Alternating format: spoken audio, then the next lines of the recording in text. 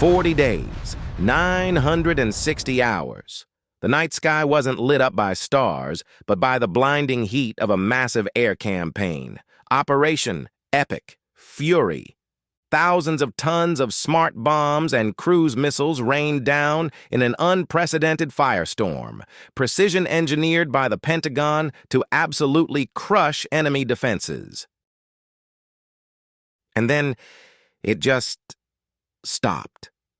Out of nowhere, a strict 2-week ceasefire was declared. Somebody pulled the emergency brake on the massive machinery of war. Taking the podium at the Pentagon, Secretary of Defense Pete Hegseth didn't mince words. His message was loud and clear. The enemy's military forces and entire defense industrial base had been officially neutralized for years to come. The strategic objectives of Epic Fury were complete. It looked like the final nail in the coffin. A decisive victory. But is the truth really as simple as a declassified intel brief? If military history has taught us anything, it's that premature declarations of victory often mask highly complex behind-the-scenes calculations. Are these 14 days of silence the glorious end to a lightning-fast campaign? Or is this just a tactical pause, a false calm, allowing both sides to reload before an even bigger storm makes landfall? Welcome back to the channel. Today, we're pulling back the curtain to uncover the truth behind the Epic Fury ceasefire.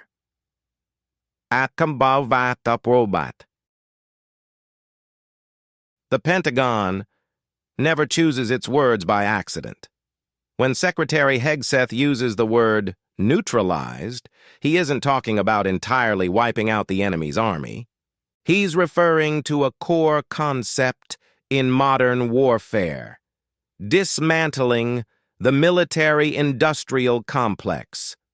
Intelligence maps show that rather than targeting scattered infantry units, the U.S. has spent the last 40 days focusing its firepower on critical choke points, early warning radar networks, aviation fuel depots, and, most importantly, missile assembly plants.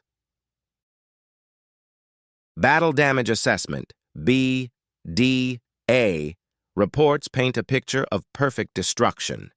The U.S. definition of victory here means severing the roots of the war machine. According to Washington's doctrine, destroying a tank assembly line on the factory floor is always cheaper and safer than facing that tank on the battlefield. By leveling these facilities, the U.S. confidently claims to have handcuffed the enemy, crippling their ability to replenish lost hardware for at least the next 3 to 5 years. But let's zoom out from the military chessboard. Why is Washington in such a rush for a resounding declaration of victory right now? The answer lies in the political math. 40 days of bombing have burned through billions of taxpayer dollars. Domestic pressure is mounting, and global markets are highly volatile. This ceasefire and declaration of victory serve as the perfect tranquilizer for the economy. At the same time, it's a chilling deterrent to rival superpowers watching from the sidelines. This is the price you pay for going up against American air power. It's a beautiful narrative, a clean, overwhelming, high-tech victory. But in the era of asymmetric warfare, what you see on the surface is usually just the tip of a deadly iceberg. The Pentagon proudly claims they've flattened the factories, but those briefings conveniently omit a critical term in modern defense strategy: HDBTs, hard and deeply buried targets. The reality is, long before the first JDAM ever tore through the sky, the core assembly lines, precision machinery, and command echelons were likely dismantled and relocated hundreds of feet inside the mountains. What American satellites photographed, those smoking ruins on the surface, are more than likely just empty shells. Military history has a cruel way of repeating itself. Think back to Operation Allied Force in 1999. NATO bombed Kosovo for 78 straight days and nights, confidently declaring the enemy's military completely crushed. But when the smoke cleared, they were stunned to find Serbian armored forces almost entirely intact. Why? Because a multi-billion-dollar air campaign was duped by thousands of inflatable, rubber, tanks, and decoy radar dishes. The brutal takeaway is this: air power is brilliant at paving the way, but it has never and will never completely uproot an army without boots on the ground. And in the 21st century, this veil of deception is protected by something far deadlier: asymmetric warfare. The enemy knows they can't go toe-to-toe with America's stealth fighter network. So, they're perfectly willing to sacrifice their surface-level megafactories as bait. Their war machine is now decentralized, fragmented.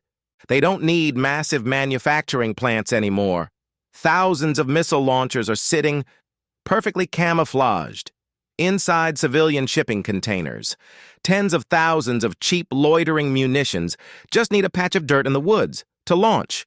The enemy may have lost their iron fist of heavy armored brigades, but their hidden stingers remain fully intact.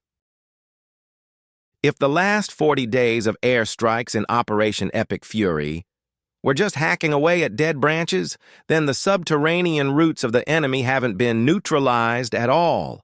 They are just quietly mutating, adapting, and waiting for the right moment to strike back.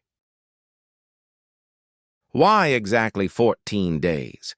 In military strategy, a 2-week window is a matter of life and death. It's too short to pour new reinforced concrete or rebuild a pulverized weapons factory. But pause. It is the absolute perfect time frame to reload, disperse forces, and re-establish subterranean defense lines. However, if we flip the lens and look back at the Pentagon, is the American war machine itself starting to run on fumes? 40 days of shock and awe under Operation Epic Fury didn't just incinerate enemy targets. It burned through billions of dollars of Washington's own hardware. $1 million JDAM smart bombs and Tomahawk cruise missiles don't grow on trees. Manufacturing them takes serious lead time. More importantly, continuously airlifting tens of thousands of tons of weaponry halfway across the globe puts a crushing strain on the logistics chain. These 14 days are, in reality, an emergency pit stop for the U.S. to shore up its supply lines before the stockpiles completely run dry.